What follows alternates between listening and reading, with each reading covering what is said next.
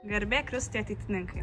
Sveikinuosi su jumis iš Vilniaus, esu Liudvika ir pastaruosius 2 metus savanoriavau Ateitininkų federacijos valdyboje. Lygiai prieš 2 metus jūs mane išrinkote į šį mūsų organizacijos veiklos organą ir tuos 2 metus drauge su kitais savanoriais, su mūsų organizacijos nariais dirbau ties turto ir biudžeto valdymo reikalais. Taip ir vadinosi mūsų kabinetas – turto ir biudžeto valdymo kabinetas. Tačiau aš manau, kad jūs mūsų kabinetą labiau girdėjote kaip turto kabinetą, kaip žmonės, kurie rūpinasi realiai Berčiūnų klausimais.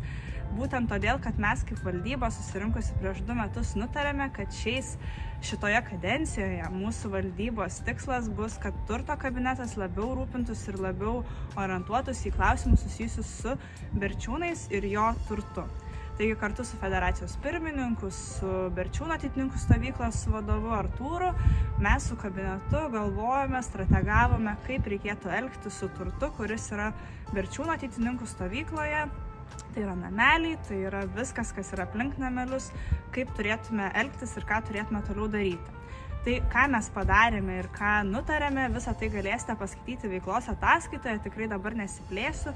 Tačiau šiandien aš noriu su jumis pasikalbėti apie tai, kaip mes kaip valdyba matome turto kabinetą bendrai, plačiau negu tik Berčiūnų klausimais. Taigi, mūsų manymu, turto kabinetas turėtų ir vadintis, kaip pradžioje sakiau, turto ir biudžeto valdymo kabinetas ir atliepti daug daugiau negu tik Berčiūnai. Taigi mes labai džiaugiamės, nes nuo šių metų Berčiūnų ateitininkų stovykla turi savo valdybą. Ateitininkų federacijos valdyba patvirtino šios žmonės ir visi klausimai, kuriuos iki šiol sprendė turto kabinetas, nuo šiol yra perleidžiami Berčiūnų ateitininkų stovyklos valdybai, kur ir toliau rūpinsis tais klausimais, juos spręs ir informuos turto kabinetą, kaip jiems sekasi, kokie klausimai kyla ir panašiai. Taigi šis klausimas nebetampa esminiu turto kabineto reikalu ir dėl to turto kabinetas galėtų veikti plačiau ir tapti jau ne tik turto, bet ir biudžeto valdymo kabinetu. Mes manome, kad turto ir biudžeto valdymo kabinetas galėtų atliepti šias sritis. Visų pirma, suprasti, kaip gyvena mūsų juridiniai vienetai, nes mūsų juridiniai vienetai irgi yra mūsų turtas.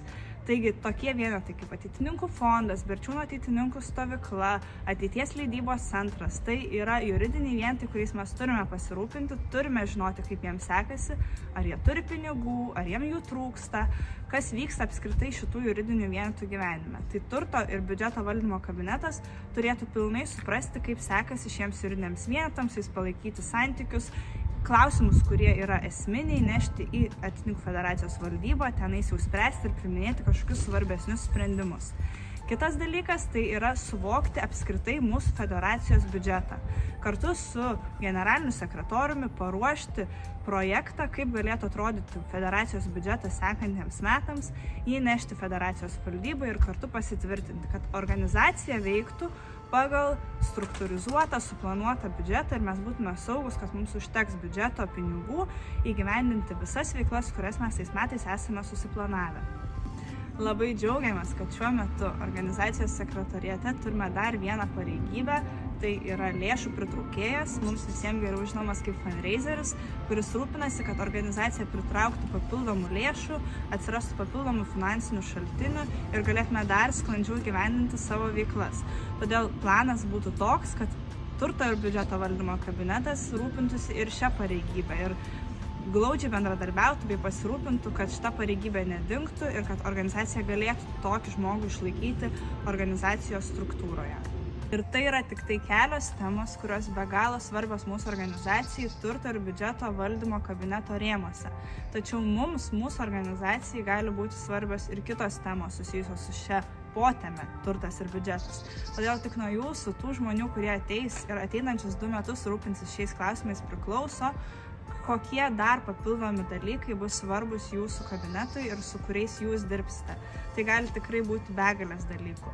Todėl kviečiu jūs nebijoti ir kandidatuoti į Ateitininkų federacijos valdybą jau už mėnesio, balandžio 6-7 dienomis Kaune ir tapti šios valdybos dalimi. O galbūt ne valdybos dalimi, bet kabineto dalimi, nes kiekvienas valdybos narys tikime, kad bus savo komandas, su kuriomis galės šios klausimus spręsti daug produktyviau, greičiau ir apskritai kartu yra daug smagiau.